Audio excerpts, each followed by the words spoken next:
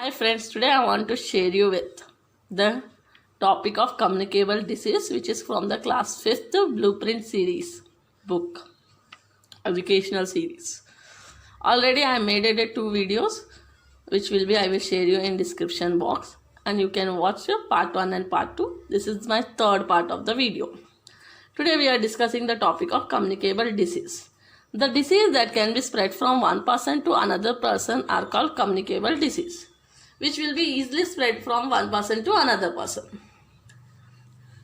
Why these diseases are caused? These diseases are caused by the germs.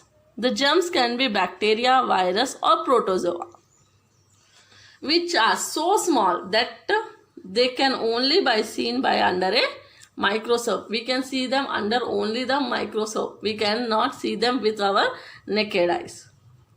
The germs are that much small. Germs can be enter the body of a person through the nose, mouth, or with the food and water. Like this, the germs can be entered to a body. I told you, one person to another body, it will be enter easily. How it will be enter? It will be enter by the nose, mouth with the food and water.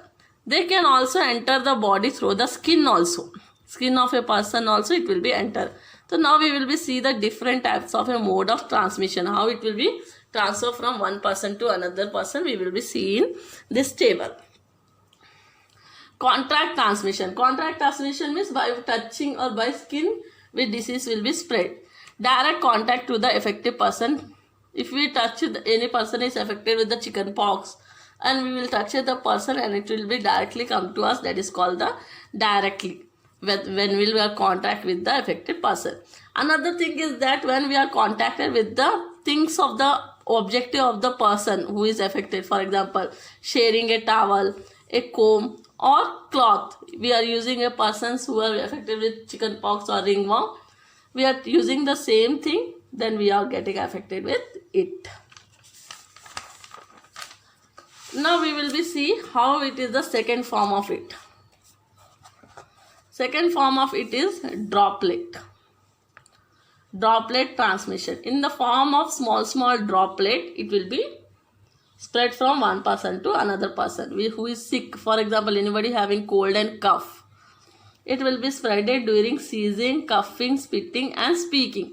Nowadays COVID-19 also spreading by droplet form only. Airborne transmission. Airborne transmission.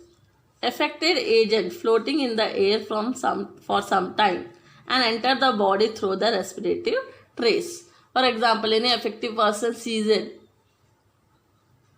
and the bacteria and virus will be coming to the air, and it is the air is passing through to the other person and the other person will be affected with that air. It is called the airborne transmission. For example, chicken pox and measles are come by this only. They will be float in the air. Next is foodborne and waterborne transmission. For example, the germs breeded. The germs some germs are breeded in the food, in the body of the insects. Some germs are there in the body of insects like mosquitoes. Mosquitoes having many germs in their body, when they will come and sit in our food, we also get that germs in our food or water. That's why otherwise they will be bite to us. For example, mosquito come and bite, so we will get some type of a germs in our body. From that we will be caused the dengue fever and malaria will come with the food and water transmission. Carriers. Carriers are the person who are a healthy person sometime, but they will be carry the germs and spread to the another person. If a healthy person is carrying the germs and spreading to the another person, so it will become carrier transmission. Okay. So one person is transforming to the other person. Healthy person is giving the germs to the unhealthy person. Like typhoid, cholera, AIDS, this all will be come by a person to person. So these are some pictures which are related to measles. Means small dots on the face of the face, body. It will be whole body also. It will be there. Red color dots will come. Cold and cough, fever. So these all are caused by the germs only. So they are called the communicable diseases. Now we will be see how to prevent prevention of these diseases. How can we will be prevent the non-communicable disease as well as communicable disease? Non-communicable disease are affected by the lack of nutrition values in our body. So what we have to do, a proper and a healthy diet can be prevent the occurrence of non-communicable disease. If we eat properly and we regularly do the exercises, then our body will be fit and healthy. They can be prevented by taking a proper diet. If we will be eat a proper diet, I am shown in the picture what is the proper diet, balanced diet. This is the picture of balanced diet. If we eat all the food in a balanced amount, then it is called the balanced diet. If you eat in a proper way, then we will not affected with the non-communicable disease. And we have to do regular exercise also to keep ourselves fit and healthy. So this is the prevention of non-communicable disease, how we can prevent. Now we will see how we can prevent the communicable diseases. Okay. Now, prevention of communicable disease. There are many measurements are there taken to prevent the communicable disease, which will be spread by one person to another person. How it will be not spread by one person to another person? How it will be? Keep ourselves and our surroundings should be clean. We have to always be hygienic ourselves and our surrounding. We have to daily clean ourselves, our body. We have to take bath and everything, and keep our surrounding also clean. Then we will not able to affected with the communicable disease. Do not let the mosquito breed in your surrounding. Don't put the water or don't plant inside the plant. Remove the water. Everything you have to do where the mosquito cannot breed. So don't store the water where the mosquito can be breed. Keep the affected person and their belongings separately. Who is affected person? For example, somebody get cold or cough. Keep the person, things and belongings, everything separately, or chicken pox or anything, so that the germs do not spread to another person. It not come to the another person. Always consume water after filtering and boiling.